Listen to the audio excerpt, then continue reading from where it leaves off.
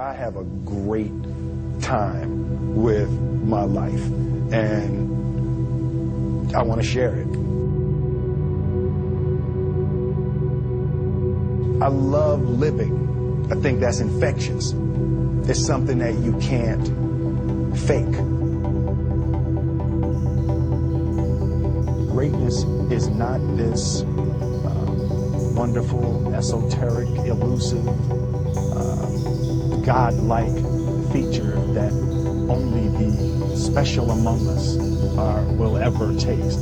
You know, it's something that truly exists in all of us. It's very simple. This is what I believe, and I'm willing to die for it. Period.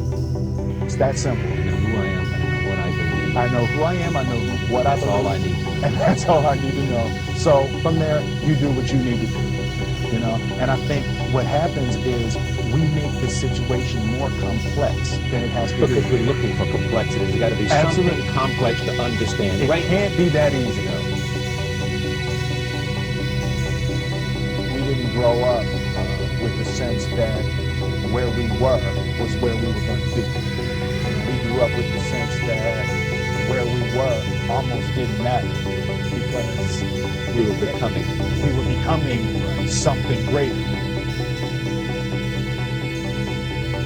The separation of talent and skill is one of the greatest misunderstood concepts for people who are trying to excel, who have dreams, that want to do things. Talent you have naturally. Skill is only developed by hours and hours and hours of beating on your craft. I've never really viewed myself as particularly talented. Where I excel is ridiculous, sickening work ethic. You know, while the other guy's sleeping, I'm working. While the other guy's eating, I'm working. There's no easy way around it. No matter how talented you are, your talent is going to fail you if you're not skilled.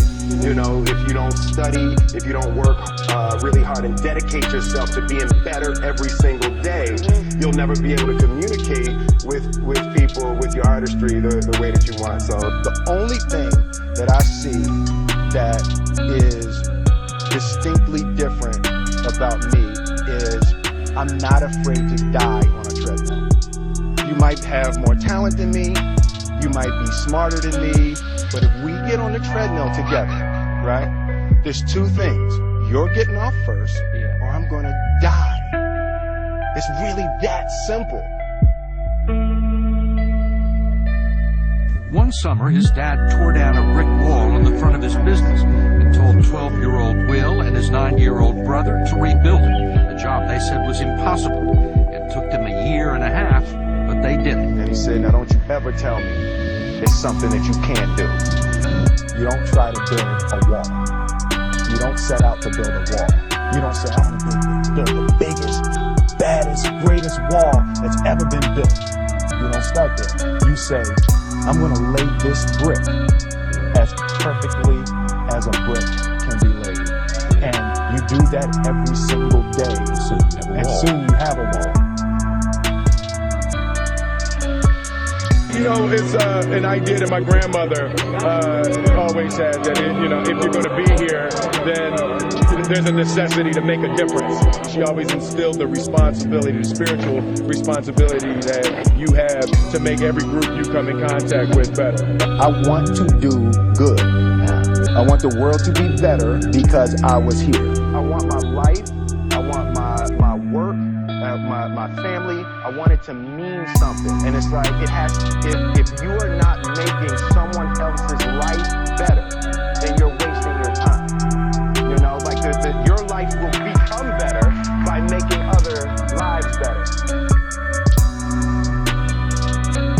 I want to represent an idea. I want to represent possibilities. I want to represent the idea that you really can make what you want. One of my favorite books is The Alchemist, Paulo Coelho. And that's just, I just believe that. I believe that I can create whatever I want to create. The first step before anybody else in the world believes it is you have to believe it. There's no reason to have a plan B because it distracts from plan A. I think that there's a certain delusional quality that all successful people have to have. You have to believe that something different than what has happened for the last 50 million years of history. You have to believe that something different can happen. Confucius said, he who says he can and he who says he can't are both usually right. Being realistic is the most commonly traveled road to mediocrity. Why would you be realistic? What's the point of being realistic?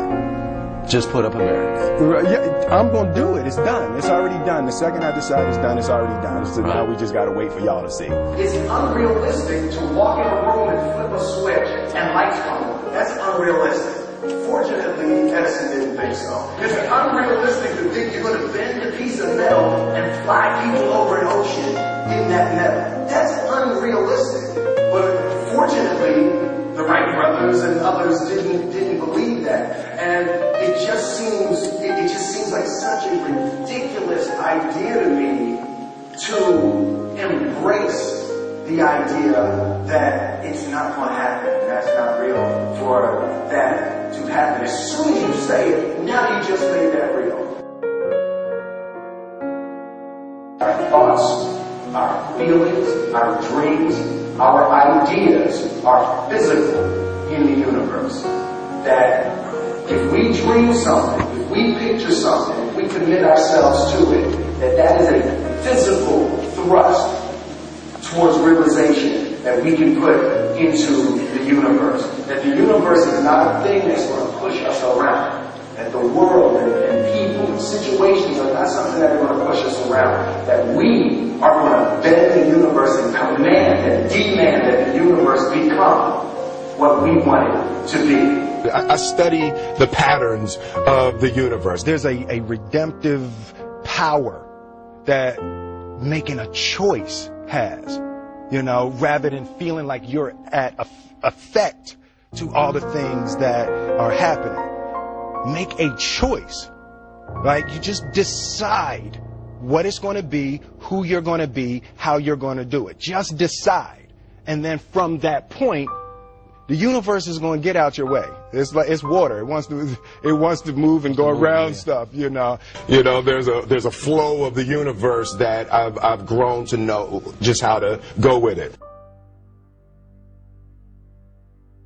I realized that to have the level of success that I want to have, it's difficult to spread it out and do multiple things. It takes such a desperate, obsessive focus. You really got to focus with all of your fiber and all of your heart and all of your creativity.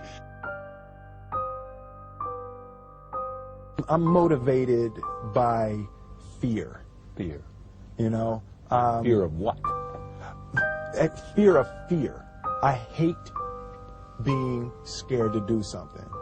And I think what developed in my early days was the attitude that I started attacking things that I was scared of. It was Franklin Roosevelt said the only fear you have to fear is fear itself. Absolutely. Remember that? Absolutely. Yeah. You can't be scared to die for the truth. The truth is the only thing that's ever going to be constant.